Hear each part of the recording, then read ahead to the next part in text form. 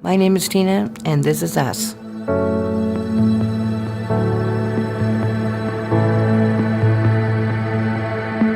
I'll tell you what initially drew me to Impact. I always had a heart for God. I didn't grow up in a home where there was any type of spiritual or any type of church. But and I used to live around the corner, and the problem was that I was so far in my addiction that I was scared to come to church.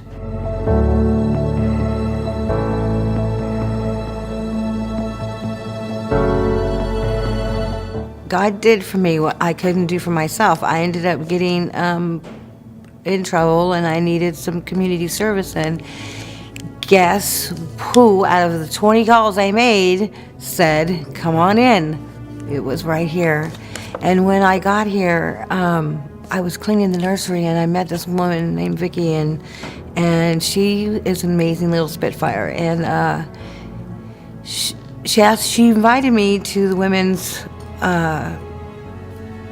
pursuit, and I was like, I don't know, we'll see. And it's like I was so. It was almost as if I could just feel like I was at home before I ever came to a service, like when I got here, right?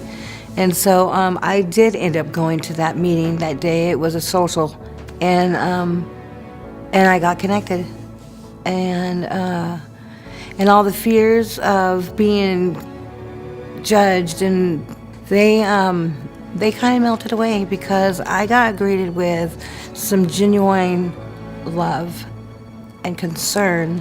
Because there was times where I came in here and it was need for concern, but I wasn't judged. They loved me anyway.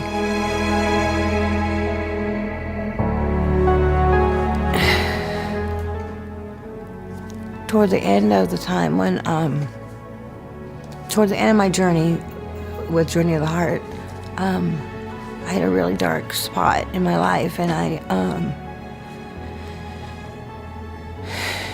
tried to commit suicide, and I went to the darkest place ever in my life. And when I woke up, I felt like I had lost God.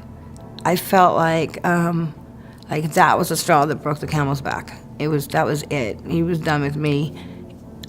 It was over. And so when I was in that hospital, I did a whole lot of praying, and I showed God that I did have faith. I showed him that I knew. I kept telling him, "I know you're here. I can't feel you, but I know you're here."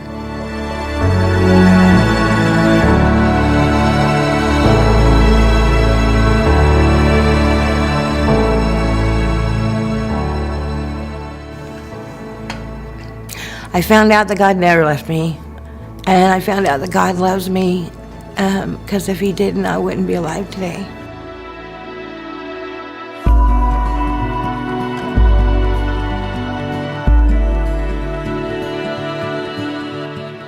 Everything that I went through was just part of a journey to get me to where I am today.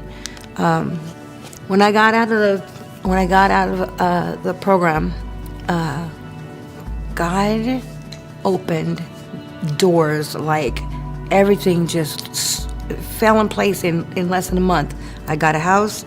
I opened my own clean and sober home for women, so I can help the women, because I knew how broken they would be. When they come in so broken and so empty and so lost and still feeling so unworthy of love and of anything.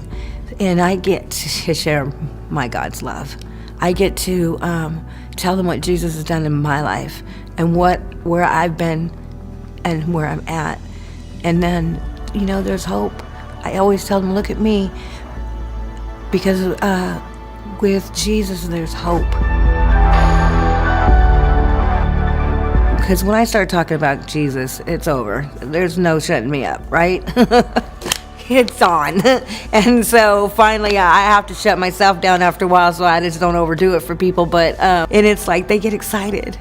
they get excited and they start, there's some, I don't know why it works that way, but it's pretty cool. It's free will. I had a choice. And I chose the coward's way out. And he chose for me not to go anywhere because he had a plan for me. My house is named Angel's Place, and my little slogan is, where broken wings get mended.